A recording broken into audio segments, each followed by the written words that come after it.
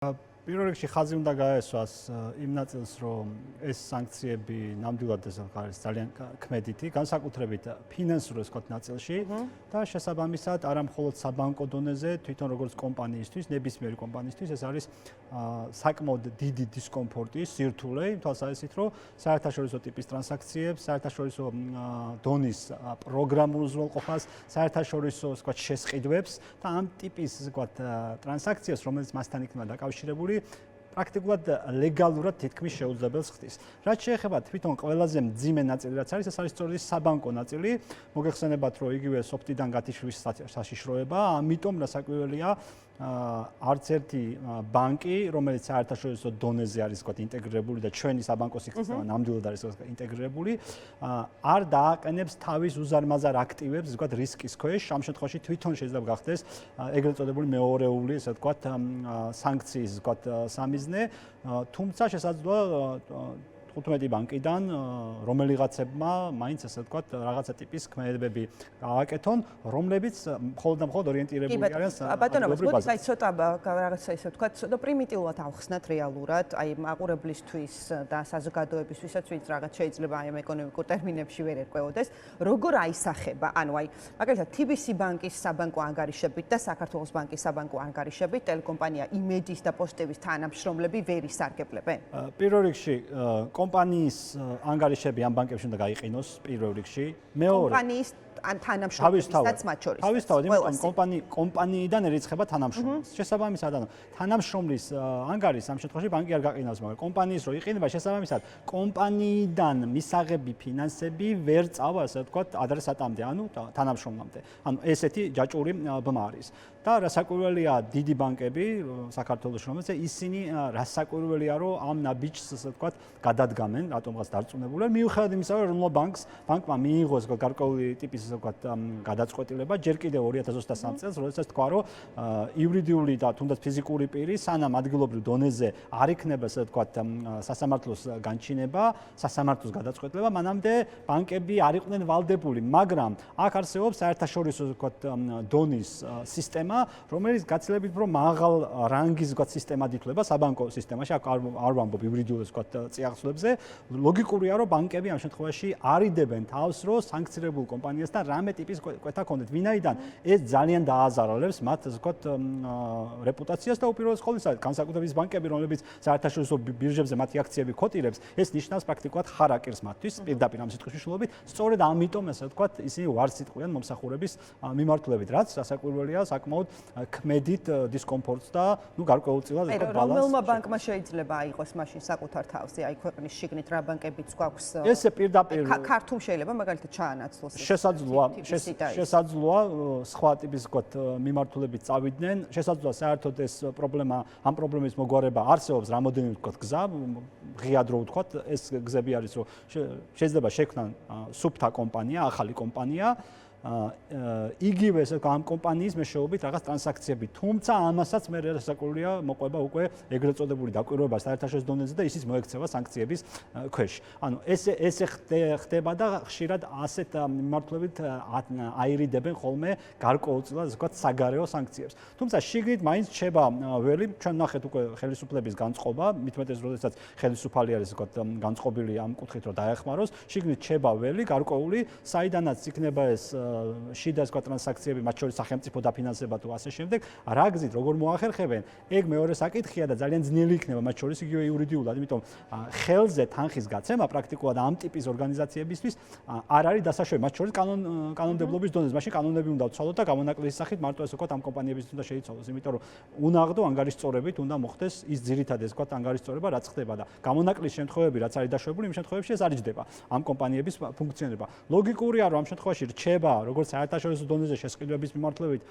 კი ხშირად გვესმის რომ რეიტინგი საიდანღაც მოდის ძირითადად იმ სერიალებიდან რომელსაც დიდი ბიუჯეტი უნდა და შესაბამისად ბიუჯეტით ყიდულობდნენ ამ შესყიდვის მიმართულებითაც კი შეექმნებათ პრობლემა რასაკვირველია არსებობს იქაც ალბათობა იმისა რომ გამოიყენონ კრიპტო ან სხვა ტიპის ტრანზაქცია თუმცა მომწოდებლები ვინც არიან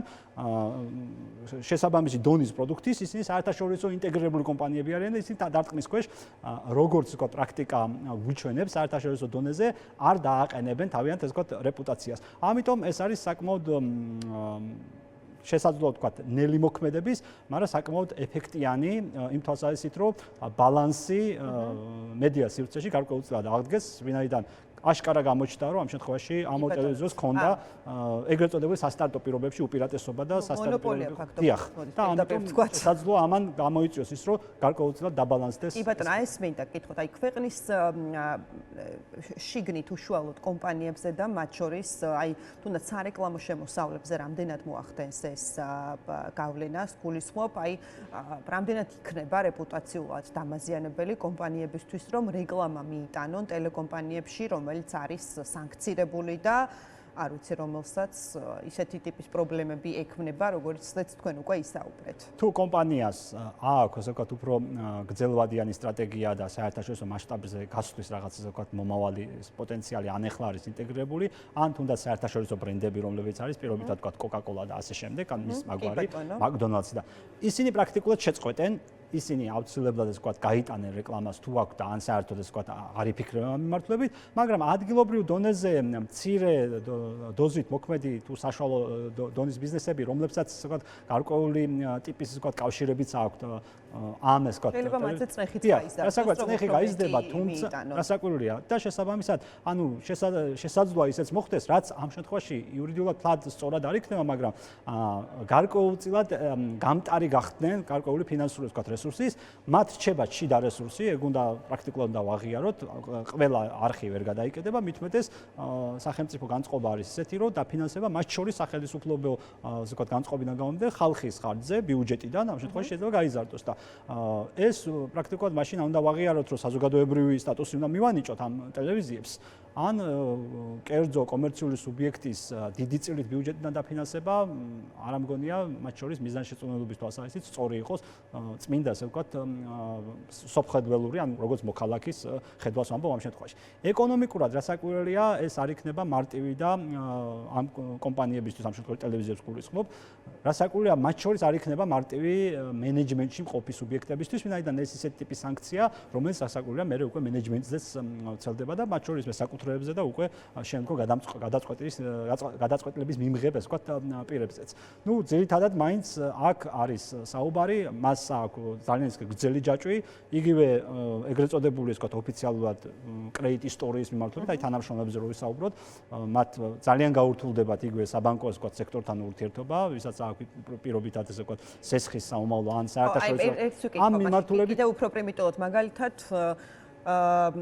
თუ არ არის ვინმე კონკრეტულ ჩემთავზე არ მინდა, ეგ მაგალითად ვთქვა პროპაგანდისტული არხის ამ შემთხვევაში ან პოსტების და იმედის თანამშრომელი, რაღაცა აქვს კონკრეტული საბანკო ანგარიში, ამ შემთხვევაში ავიღოთ TBC ან საქართველოს ბანკი, მივედი ბანკში და მჭირდება რაღაც ტიპის არ ვიცი, სესხი, თუნდაც სამომხმარებლო და იქ ბანკი ხო ითხოვს შენი შემოსავლის დამადასტურებელ დოკუმენტებს, ხო წყაროს და მე თუ წარმოვიდგენ რომ ეს არის სანქცირებული ტელეკომპანია იმედის მიერ, ანუ პრობლემები პრობლემა რა საკურა ეს არ იქნება ამ შემთხვევაში ცივილურ დონეზე რო შევხვდათ გათვალისწინებული პრაქტიკულად ჯერთი და ის რომ ამ არხით მიიღონ ხელფასი პრაქტიკულად შეუძლებელი იქნება. გარკვეული პერიოდი მათ ექნებათ საერთაშორისო კონვერტირებული ვალუტის ანგარიშებს დაუხურავენ, მაგრამ ექნებათ ასე ვთქვათ ლარში გარკვეული პერიოდი ასე ვთქვათ ამის შესაძლებლობა და შესაბამისად ანუ ეს შემოსავლები კრედიტ ინფორმაციისთვის, კრედიტ ინფოსთვის არ იქნება რელევანტური, ანუ არ მიიღებენ და შესაბამისად თანამშრომლებს ამ არხიდან მიღებული, ამ კომპანიიდან მიღებულ შემოსავლებზე ექნებათ ასე ვთქვათ რასაკურა პრობლემა. შესაძლოა კიდევ ერთხელ განმეორდები რომ საერთაშორისო დროის ფაქტორია თუ როდის უნდა მოხდეს ეს? აი როდის იწყება უკვე უშუალოდ აღსრულების როგორც წესი, როგორც სანქცია, როგორც წესი გამოიცემა და გაჟღერდება, დაუყოვნებლივ უნდა მოხდეს შესაბამისად. პირველ რიგში საერთაშორისო კონვერტირებული ვალუტის სტერლინგში და ასე ვთქვათ დოლარში და ევროში ეს ანგარიშები უნდა დაიხუროს და შემდგომ უკვე ასე ვთქვათ გარკვეული პერიოდი როგორც წესი ბანკები ტოვებენ ასე ვთქვათ ეროვნულ ვალუტას თუ იქ რაღაცა აქვთ ასე ვთქვათ გადასანაწილებელი, თუმცა ამ შემთხვევაში ეს ანგარიში წესით და რიგით უნდა იყოს ზოგადად გაყინული, თუმცა შიგნით ზოგადად ვინაიდან ეროვნულ ბანკზე და მის პოზიციას უკვე ვიცნობთ, შესაბამისად ამის გაყინვას სავარაუდოდ ზოგადად არ მოახდენენ, გარკვეულ ზოგადად პერიოდს მისცემენ. კი ბატონო. იცით რა მინდა გკითხოთ ასევე ბატონ რამას, აი ჩვენ მე ვახსენეთ ვისაუბრეთ ხო ნაცია თურნავას კომენტარზე და პარალელურად ჩვენ არ მოგვისმენია არც გავრცელებულა არც არაფერი უთქვამთ თავად ბანკებს, მოდი ასე ვთქვათ პირდაპირ, იგივე თუნდაც TBC საქართველოს ან სხვა ბანკებს, მაგრამ ამ შემთხვევაში ორ მთავარ ბანკს გულისხმობ აი ამ ქვეყანაში, ხო? რა ბერკეტი ექნება ამ ეროვნულ ბანკს, აი TBC-მ და საქართველოს თუ გადაწყვიტა, რომ უნდა დაემორჩილონ ამ სანქციებს, მოკლედ არ უნდათ პრობლემები, რეპუტაცია და ასე შემდეგ, იმიტომ რომ საერთაშორისო ბაზარზე ევროპაში, ამერიკაში აპირებენ ისინი ოპერირებას და ასე შემდეგ, აი რა პრობლემების შექმნა შეუძლია მაშინ ამ ბანკებისთვის ეროვნულ ბანკს თუ საერთოდ არ გააჩნია ეს ბერკეტი, რომ რაღაც ტიპის ზეგავლენა მოახდინოს.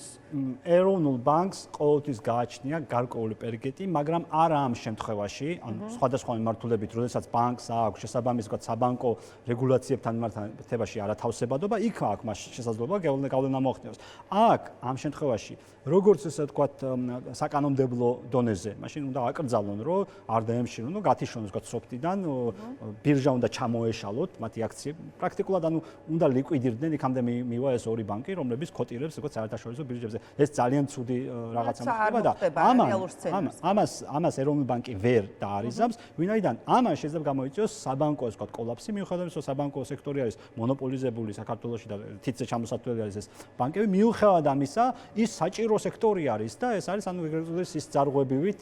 სისტემა, რომელიც საჭიროა ამ ეკონომიკას მოემსახუროს და მისი ეს გარკვეულ დოზით თუნდაც ორწამყვან ბანკს რო პრობლემა შეექმნა, პრაქტიკულად ძალიან ცუდ სიტუაციაში ჩავარდება და მათ შორის უნდობლობას გამოიწვევს საბანკო სექტორის მიმართ. ამიტომ ეროვნულ ბანკს ამ შემთხვევაში გარდა ასე ვთქვათ რეკომენდაციისა, ქმედითი ბერკეტი საკანონმდებლო დონეზე მას ჯერჯერობით არ გააჩნია, ვინაიდან კიდევ ერთხელ მეორდები, რომ საერთაშორისო სისტემა, რომელზეც არის თელი საბანკო ვთქვათ სექტორი მორგებული, გაცილებით უფრო მაღალი ლეგიტიმაციის და მაღალი რანგის არის, ვიდრე ადგილობრივ დონეზე თუნდაც გამოცემული რაღაცა ტიპის ვთქვათ ბრძანება, რომლის მიხედვითაც ბანკს აძლევს უფლებას, რომ არ ასე ვთქვათ ჩაერთოს ამ სანქციის პროცესში, მაგრამ სამაგიეროდ ეკონომიკურ ზარალისგან ის არ არის დაზღვეული. შესაბამისად, საბანკო სექტორი ცივილურად ვინც ვთქვათ აზროვნებს, რასაკვირველია ამჯობინებს, რომ დაემორჩილოს საერთაშორისო სტანდარტს და წესს, რათა მისი ვთქვათ ფინანსური განადგურება არ მოხდეს. პირდაპირ ფინანსური განადგურების ტოლ დიდი იქნება, პირობითად როგორც არის Liberty ბანკი, როგორც არის საქართველოს ბანკი, როგორც არის TBC ბანკი, მათ რომ არ დაემორჩილონ საერთაშორისო ვთქვათ დონის ამ ასე ვთქვათ სანქციებს. კი ბატონო, გასაგებია. მადლობა. ძალიან დიდი მადლობა.